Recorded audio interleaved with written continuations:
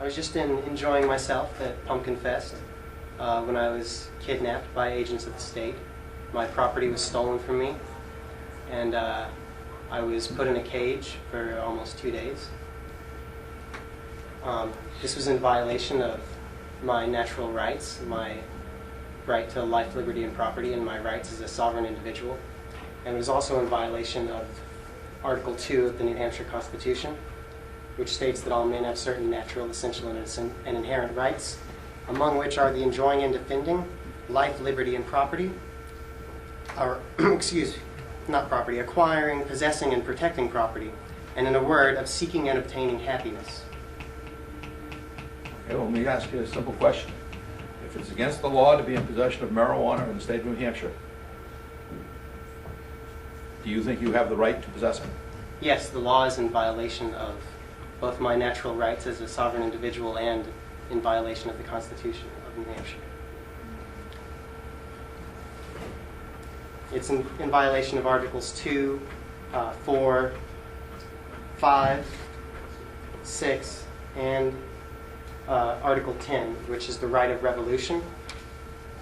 Government being instituted for the common benefit, protection, and security of the whole community, and not for the private interest or emolument of any one man, family, or class of men. Therefore, whenever the ends of government are perverted and public liberty manifestly endangered, and all other means of redress are ineffectual, the people may and of right ought to reform the old or establish a new government. The doctrine of non-resistance against arbitrary power and oppression is absurd, slavish, and destructive of the good and happiness of mankind. So is it your position that the laws of the state of New Hampshire do not apply to you? It is my position that the laws of the state of New Hampshire are immoral and in violation of both my natural rights and the Constitution. Okay. And that's your story, and you're sticking to it.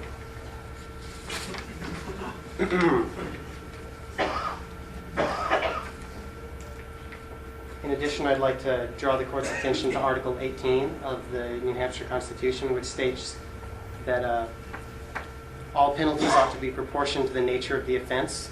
No wise legislature will affix the same punishment to the crimes of theft, forgery, and the like which they do to those of murder and treason. Where the same undistinguishing severity is exerted against all offenses, the people are led to forget the real distinction in the crimes themselves, and to commit the most flagrant with as little compunction as they do the lightest offenses.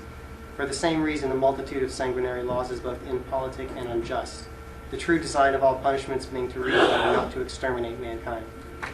I'd also like to remind the court that it was 0.18 gram, which is less than 1/5 of a gram.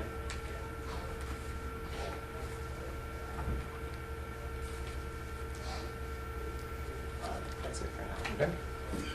Do you have any questions? Okay, you may step down.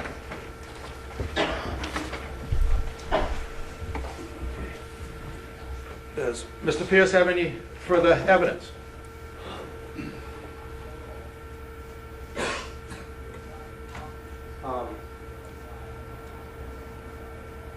I'd like the court to point out the victim in the case.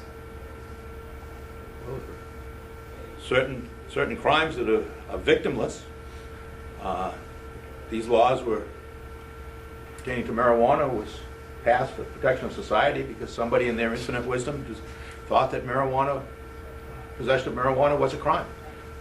It's not up to me to argue whether possession of marijuana should or should not be a crime. My job is simply to determine whether or not you did in fact violate the laws of the state of New Hampshire in the sense that you may or may not have had marijuana in your possession and that you may or may not have resisted arrest. I don't pass the laws. It's not up to me to decide whether a law is right or not right. Who do you work for? He works for the state of New Hampshire, and I believe we've been through this routine before. Is there anything further you wish to say regarding these matters? I don't think this was a fair trial because both the judge and the prosecutor are on the same team. Okay, well, you have the right. If I should find you guilty, you have the right to appeal and take that issue to a higher court.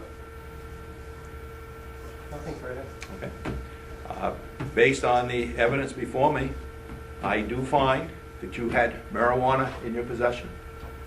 I am satisfied that the chain of custody indicates that the substance that was removed from your body, your possession, is the same substance that was delivered to the state crime lab and analyzed as marijuana, and it is the same substance that has found its way back to be exhibit number 1 in this case. I also find that you did resist arrest. It may have been a peaceful resistance. I don't know whether you want to call it dropping to the ground, lying on the ground, or whatever, but you did, in a peaceful way, attempt to hinder your arrest, and I will enter a finding of guilty on that complaint also. Not only should I not be further addressed against or forced to pay any fines, I should be restituted pecuniarily for the time I spent in jail, and I want my property returned to me.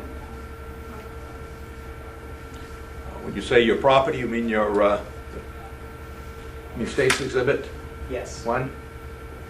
Not only will I deny that request, but I will grant a motion when it's filed to destroy it. Okay? I hereby announce my intention to appeal this decision, and I request a stay of sentencing pending the appeal. I'm going to impose the sentence as far as the payment of any fine that I should impose. That will be stayed until you've completed the appeal process.